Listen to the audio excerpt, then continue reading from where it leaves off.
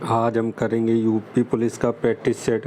देखते हैं पहला क्वेश्चन। 4 मोमबत्तियों जिनके जलने की क्षमता क्रमशः 5 घंटे, 4 घंटे, 3 घंटे एवं 2 घंटे है को एक कक्ष में एक ही समय ज्वलित किया जाता है। उन्हें कक्ष में उस समय तक जलाया जाता है जब तक कि कक्ष में 3 मोमबत्तियाँ बुझ न जाएं। यदि प्रत्येक मोमबत्ती को जलाने का खर्च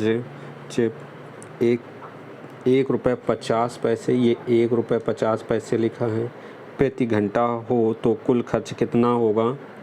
कितना? ये ₹1.50 है प्रति घंटा। तो पहली मोमबत्ती 5 घंटे चलती है, दूसरी 4 घंटे, तीसरी 3 घंटे और दूसरी एक लास्ट जो 2 घंटे चलती है। तो जब 3 मोमबत्तियां बुझना है तो ये तीनों 2 घंटे, 3 घंटे, 4 घंटे जलने वाली बंद होंगी। तब तक ये पाँचवीं 4 घंटे जल लेगी, तीसरी ये भी 4 घंटे और ये 3 घंटे, ये 2 घंटे जल लेंगी। तो टोटल कितने घंटे जल लेंगी?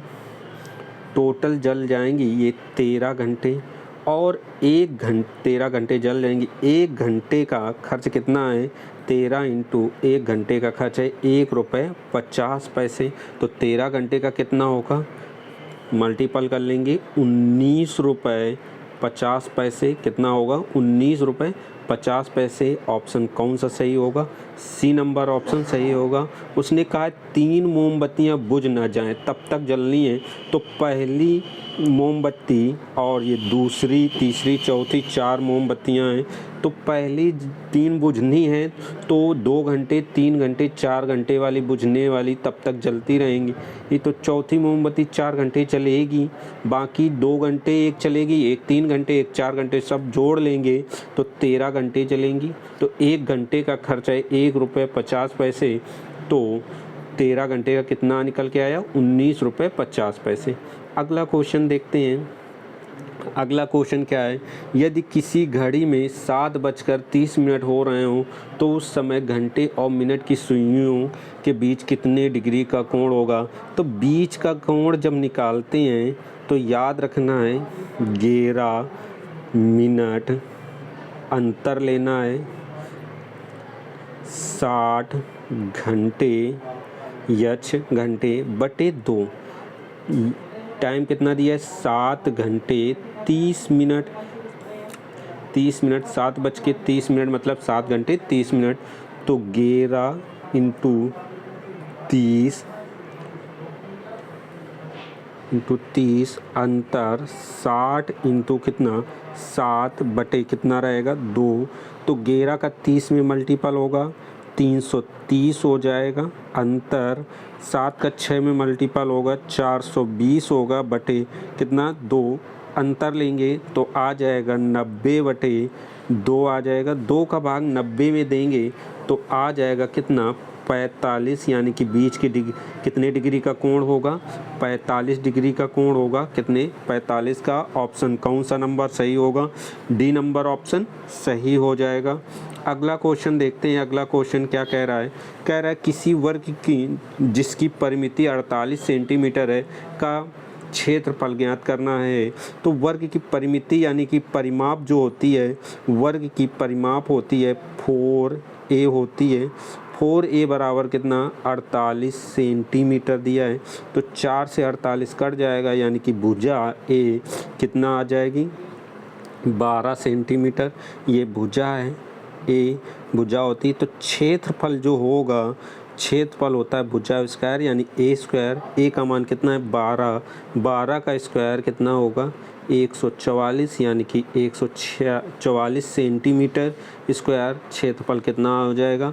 144 सेंटीमीटर स्क्वायर। ऑप्शन कौन सा सही है? ए नंबर ऑप्शन सही है। अगला क्वेश्चन देखते हैं। अगला क्वेश्चन क्या कह रहा है? अगला क्वेश्चन है किसी परीक्षा में 35% छात्र पास हुए और 455 छात्र फेल हुए तो परीक्षा में कितने छात्र बैठे थे? पास छात्र कितने हैं? पास छात्र हैं 35%। तो टोटल छात्र कितने परसेंट होते हैं? 100% होते हैं। तो फेल छात्र कितने होंगे? कितने परसेंट में फेल की बात करें, कितने? 65% फेल होंगे, तभी तो मिलकर 100% बनाएंगे। टोटल छात्र कितने होते हैं? टोटल होते हैं 100% होते हैं, जिसमें से 35% पास हुए, तो फेल कितने परसेंट हुए? 65%। तो परसेंट में तो 65% फेल हुए हैं, लेकिन वास्तविक में देखो छात्रों की संख्या कितनी है? 455 दी गई है। हल कर लेते हैं, 5 से काट लें, 13 हो जाएगा, 13 पचे 65, 5 से काट लेंगे, 9 91 होगा, 13 का भाग देंगे 91, 7 आएगा, यानी कि 1% बराबर कितना? 7 आएगा। टोटल छात्र पूछा गया है, तो 100%, 100 का मल्टीपल कर लेंगे तो 100% बराबर आ जाएगा कितना? 700, यानी कि कुल छात्र कितने हैं? 700 हैं। ऑप्शन कौन सा सही हो जाएगा? सी नंबर ऑप्शन सही हो जाएगा। अगला क्वेश्चन देखते हैं। अगला क्वेश्चन क्या कह रहा है?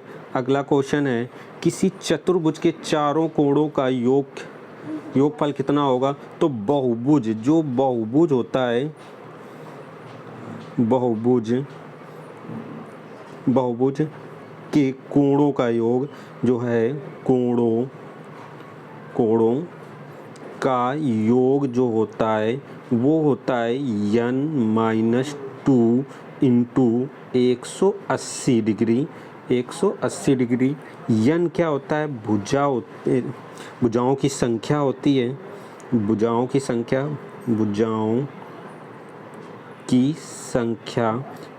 होती है, हमें याद रखना है। यन क्या होती है? भुजाओं की संख्या। जैसे इसमें कितनी? चारों कोणों, यानी कि भुजाएं कितनी हैं? 4 हैं, तो 4 - 2 इंटू कितना? 180 डिग्री। तो घट जाएगा कितना? 2 इंटू कितना? 180। तो 2 का गुणा 180 में होगा तो हो जाएगा 360 डिग्री, यानी कि चतुर्भुज के चारों कोणों का योग कितना होगा? 360 डिग्री। ऑप्शन कौन सा सही है? बी नंबर ऑप्शन सही है। अगला क्वेश्चन देखते हैं। अगला क्वेश्चन क्या कह रहा है? अगला क्वेश्चन कह रहा है किसी आयताकार ब्लॉक जिसका आयाम 4 इंटू 6 इंटू 8 सेंटीमीटर को यदि 2 सेंटीमीटर आयाम वाले छोटे घनों में परिवर्तन किया जाए तो कुल कितने घन प्राप्त होंगे? तो जब भी परिवर्तन किया जाता है तो दोनों का आयतन समान होता है, तो घन का आयतन क्या होगा? ए क्यूब, यानी कि घन की भुजा कितनी है? 2 सेंटीमीटर, 2 का क्यूब होगा, इंटू यन संख्या यन बनेंगे, बराबर जिसको पिघलाया गया उसका आयतन, यानी कि 4 इंटू 6 इंटू कितना? 8। 2 का क्यूब करेंगे तो कितना आएगा? 8 इंटू यन बराबर कितना? 4 इंटू 6 इंटू 8। ये 8 से 8 लेस हो जाएगा, यन बराबर आ जाएगा 6 का 4 में मल्टीपल कर लेंगे, कितना आ जाएगा? 24, यानी कि 2 सेंटीमीटर आयत वाले कितने छोटे छोटे घन बनेंगे? 24 बनेंगे। ऑप्शन कौन सा सही हो जाएगा? दूसरा नंबर ऑप्शन सही हो जाएगा। अगला क्वेश्चन देखते हैं। अगला क्वेश्चन क्या कह रहा है? अगला क्वेश्चन कह रहा है एक परीक्षा में 70% विद्यार्थी पेपर फर्स्ट में उत्तीर्ण, 60% विद्यार्थी पेपर सेकेंड में उत्तीर्ण हुए, विद्यार्थी दोनों पेपरों में अनुत्तीर्ण हुए।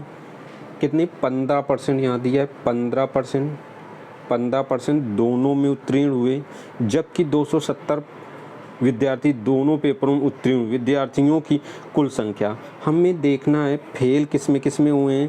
पेपर फर्स्ट और पेपर सेकेंड में फेल स्टूडेंट जो हैं वो कितने परसेंट है? 15% हैं। तो पेपर फर्स्ट में पास जो हैं वो कितने हैं? पास 70% हैं, तो टोटल 100% होंगे, तो फेल होंगे कितने परसेंट? 30%। 30% फेल होंगे।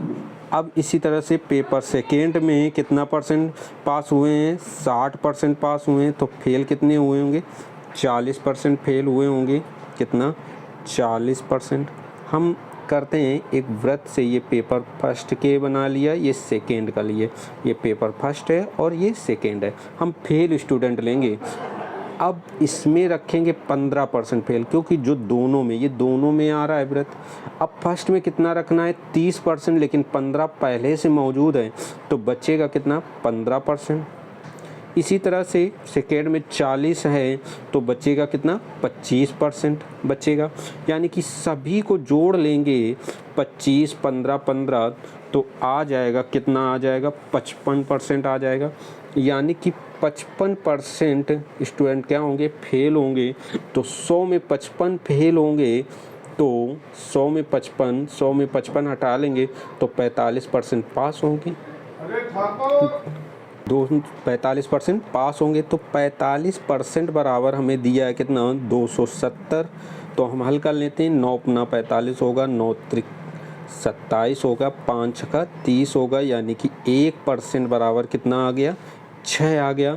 पूछा कुल विद्यार्थियों की संख्या 1% बराबर 6 तो 100% बराबर कितना होगा, 600 होगा। यानी कि कुल विद्यार्थी कितने होंगे, 600 होंगे। ऑप्शन कौन सा सही होगा, ए नंबर ऑप्शन सही हो जाएगा। अगला क्वेश्चन देखते हैं। अगला क्वेश्चन क्या कह रहा है, अगला क्वेश्चन कह रहा है एक पिता और उसके पुत्र की आयु का योग, पिता और पुत्र की आयु का योग कितना है, 70 वर्ष है। 70 वर्ष है। 10 साल बाद पुत्र और की उम्र पिता की उम्र से आधी होगी। पिता और पुत्र की उम्र की आधी होगी, वो भी कितने वर्ष बाद, 10 वर्ष बाद होगी, ऐसा होगा। यानी कि 2:1, पिता से 2 गुना है, किससे, पुत्र से। क्योंकि 2 गुना कहा है तो पितृ को मान लिया 1 और पिता को मान लिया 2, तो 2 गुना हो जाएगी। तो ये वर्तमान में दिया गया है 70 वर्ष। तो 10 साल बाद दोनों 10-10 वर्ष बढ़ जाएंगे, पिता भी 10 वर्ष बढ़ जाएगा और पुत्र भी 10 वर्ष बढ़ जाएगा। यानी योग में कितने वर्ष की वृद्धि हो जाएगी, 20 वर्ष की। तो 70 में क्या करें, 20 वर्ष जोड़ लें तो अब उम्र होगी 10 वर्ष बाद 90 वर्ष की हो जाएगी, दोनों की 90 वर्ष की हो जाएगी, 90 वर्ष हो जाएगा। तो दोनों का योग कितना है, 10 वर्ष बाद, रेशियो में 3, वास्तविक में कितना है 90। तो 1 रेशियो बराबर 30। यानी कि पुत्र जो है 10 वर्ष बाद कितने वर्ष का होगा, 30 वर्ष का। तो -10 कर लें वर्तमान में आने के लिए, तो कितने वर्ष का पुत्र हो जाएगा, 20 वर्ष का हो जाएगा। कितने वर्ष का, 20 वर्ष का। तो पिता कितने वर्ष का होगा वर्तमान में 2 रेशियो पूर्व में है तो 30 दूना 60 वर्ष का। तो पिता जो है 10 वर्ष बाद 60 वर्ष का है। तो वर्तमान में 10 साल पीछे जाएंगे, 10 साल पीछे जाएंगे तो घट जाएगी, 60 में से 10 घट जाएंगे, कितने, 50 साल का होगा। यानी कि 50 साल। ऑप्शन कौन सा सही हो जाएगा, सी नंबर ऑप्शन सही हो जाएगा। इसमें याद रखना है कि जब 10 साल बाद जाएंगे तो पुत्र भी 10 साल बड़ा होगा, और पिता भी 10 साल बड़ा होगा। इसी वजह से हमने ये 20 वर्ष जोड़ा है। दोनों के योग में कितने वर्ष की वृद्धि होगी, 20 वर्ष की वृद्धि हो जाएगी, इसी वजह से जोड़ा है। और यहाँ पर हमने 10 वर्ष क्यों घटाया, क्योंकि ये उम्र जो आई थी 10 वर्ष बाद की आई थी। तो 10 वर्ष बाद से वर्तमान आने में 10-10 वर्ष छोटे हो जाएंगे, यानी कि इसी वजह से 10-10 वर्ष घटाए हैं। अगला क्वेश्चन देखते हैं। अगला क्वेश्चन क्या कह रहा है, चक्रवृद्धि ब्याज की पर कोई धन 4 वर्षों में, कितने वर्षों में, 4 वर्षों में हो जाता है कितना, 2 गुना हो जाता है। तो पूछा गया 8 गुना। 8 गुना को हम लिख सकते हैं 2 के पावर 3। तो हम यही करें, 2 के पावर 3 लिख लें गुना। तो 3 का इस तरह से क्रॉस मल्टीपल करेंगे, 3 का जो पावर में होता है 3 का 4 में मल्टीपल करेंगे, कितना आ जाएगा, 12। यानी कि 12 वर्ष में वह धन कितने गुना हो जाएगा, 8 गुना हो जाएगा। याद रखना है, ऐसे करना है। ऑप्शन कौन सा सही होगा, 3 नंबर ऑप्शन सही। अगला क्वेश्चन देखते हैं। अगला क्वेश्चन क्या कह रहा है, अगला क्वेश्चन कह रहा है क्या कितने वर्षों में 800 रुपये 10% चक्रवृद्धि ब्याज की दर से 926 रुपये 10 पैसे हो जाएगी यदि ब्याज अर्धवार्षिक रूप से संयोजित हो। तो सबसे पहले अर्धवार्षिक संयोजित होगा तो दर हो जाएगी आधी, यानी कि 10% है, आधी हो जाएगी यानी कि 5% हो जाएगी। 2 का भाग देंगे, 5% पार्ट वैल्यू तोड़ेंगे 1/20।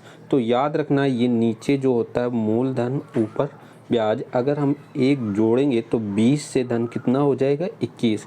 यानी कि कोई धन कितना हो गया, 926 रुपये 10 पैसे बटे कितना, धन कितना है 800 से, कैसे 21/20 से, और कितने वर्षों में, टी वर्षों में।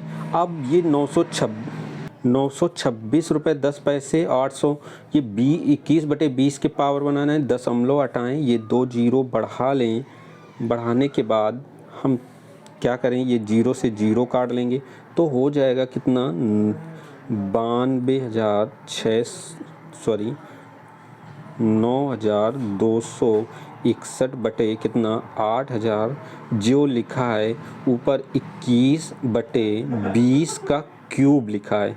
क्या लिखा है, 21/20 का क्यूब लिखा है। तो आधार बराबर हैं ये 21/20 और ये 21 बराबर हैं, तो टी बराबर कितना आ जाएगा 3, टी बराबर 3, यानी कि टी समय कितना आ गया 3। ये वर्ष नहीं है, ये 3 छमाही है, क्योंकि ब्याज क्या लग रहा था, छमाही लग रहा था। तो 3 छमाही में कितना होता है 1.5 वर्ष, 1/2 वर्ष हो जाएगा। ऑप्शन 3 छमाही में ऑप्शन कौन सा सही होगा, बी नंबर ऑप्शन, दूसरा नंबर ऑप्शन सही हो जाएगा, दूसरा नंबर ये।